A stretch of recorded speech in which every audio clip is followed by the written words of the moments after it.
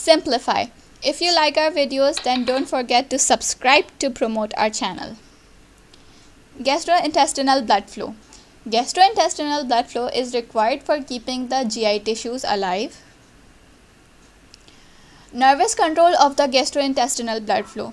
As we had previously discussed in our video on enteric nervous system, that GI is under the control of enteric nervous system. This system controls all the GI functions like peristaltic movements of muscles, circular movements of muscles, local secretions, absorptions, and blood flow. The enteric nervous system is influenced by the parasympathetic and sympathetic nervous system. Parasympathetic nervous system has its cranial fibers and sacral fibers which are influencing the enteric nervous system. The cranial fibers supply the esophagus, stomach, pancreas, and to a lesser extent the small intestine, whereas the sacral fibers supply the sigmoid colon, rectum, and anus, and to a lesser extent the large intestine. In contrast to parasympathetic nervous system, sympathetic nervous system has its fibers distributed all over the gut equally. So when the parasympathetic nervous system is stimulated, it excites the myenteric and submucosal plexuses, which increase the peristaltic movements and local secretions. Local secretions increase the local blood flow by causing vasodilation of local vessels. But sympathetic stimulation inhibits these plexuses, so vasoconstriction occurs and the blood flow to the gut is decreased. Sympathetic stimulation occurs when a person's other organs' blood and oxygen demands have increased, like in a state of exercise. Skeletal muscles are working a lot more than normal, so they require more oxygen. To fulfill this demand, sympathetic nervous system inhibits the vessels of the gut, so they are constricted and have less or decreased volume of blood.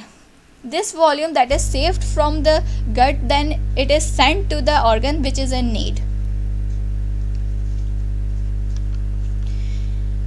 In circulatory shock, brain and heart requires the most blood in the body, otherwise the death will ensue.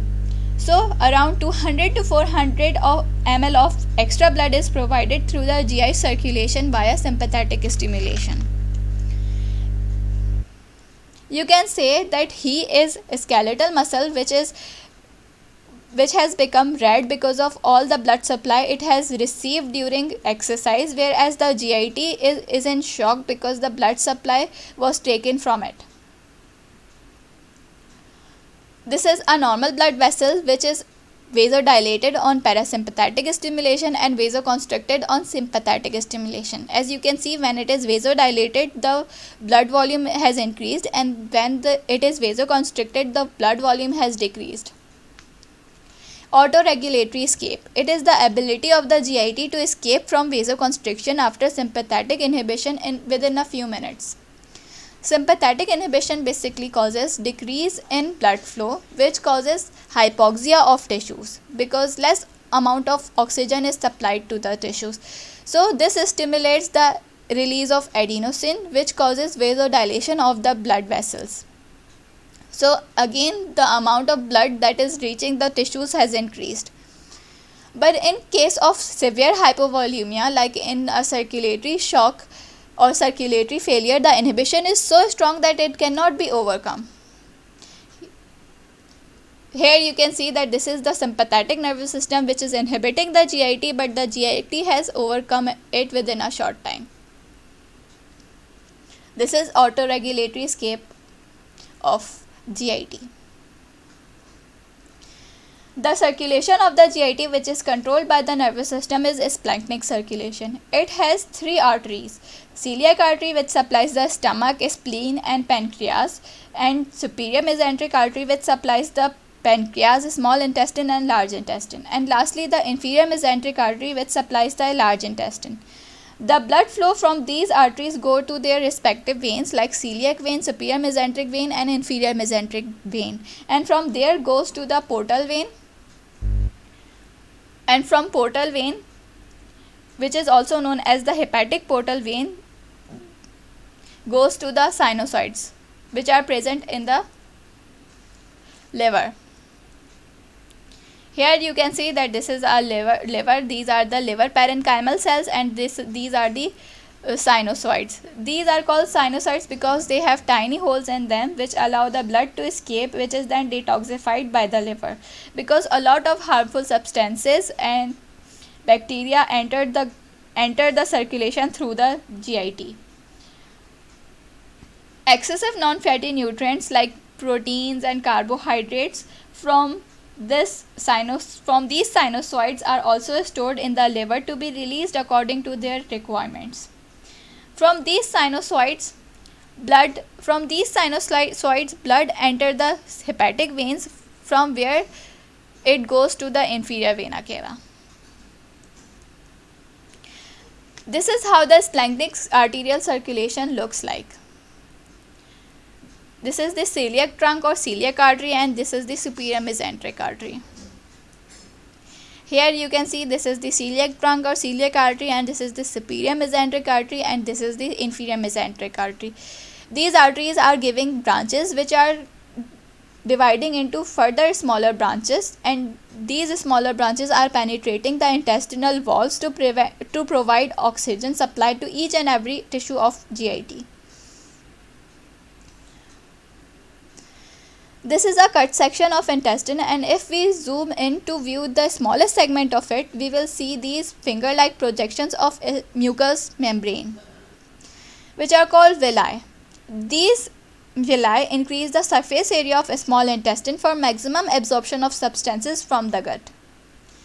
These villi receive blood vessels and lymphatic vessels. These vessels facilitate in absorption of substances through the process of diffusion and also secretion of systemic hormones into the villi. As you can see, this is a capillary formed by an arteriole and a venule.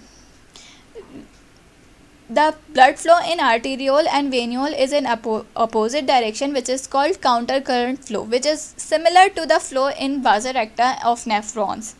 Because of this, 80% of oxygen diffuses out before reaching the tip of villus. It is not harmful in normal conditions, but in case of circulatory shock, the blood supply to the gut is already low due to sympathetic inhibition. So in those conditions, these villi become ischemic and die. Quick test. Which of the following artery is not a part of splanchnic circulation? Celiac artery, superior mesenteric artery, brachial artery, and inferior mesenteric artery. The answer is brachial artery. The blood flow from sinusoids go into the hepatic vein, portal vein, hepatic portal vein, and hepatic artery. The answer is hepatic vein. What is autoregulatory escape? It is vasoconstriction after vasodilation, vasodilation after vasoconstriction, vasodilation without vasoconstriction, and vasoconstriction without vasodilation. Answer is vasodilation after vasoconstriction. Parasympathetic nervous system increases blood flow to the GIT, decreases blood flow to the GIT, inhibits the submucosal plexus, inhibits the myenteric plexus, increases blood flow to the GIT. Choose the correct one for splanchnic circulation. Hepatic vein, then blood goes to portal vein, then inferior vena cava, and then superior mesenteric artery. Or celiac vein, hepatic vein, inferior vena cava, and portal vein. C option is celiac trunk, portal vein, hepatic vein, and inferior vena cava. D option is superior mesenteric vein, portal vein, hepatic portal vein, and inferior vena cava. Answer is celiac trunk, portal vein, and then hepatic vein, and then inferior vena cava. Thank you.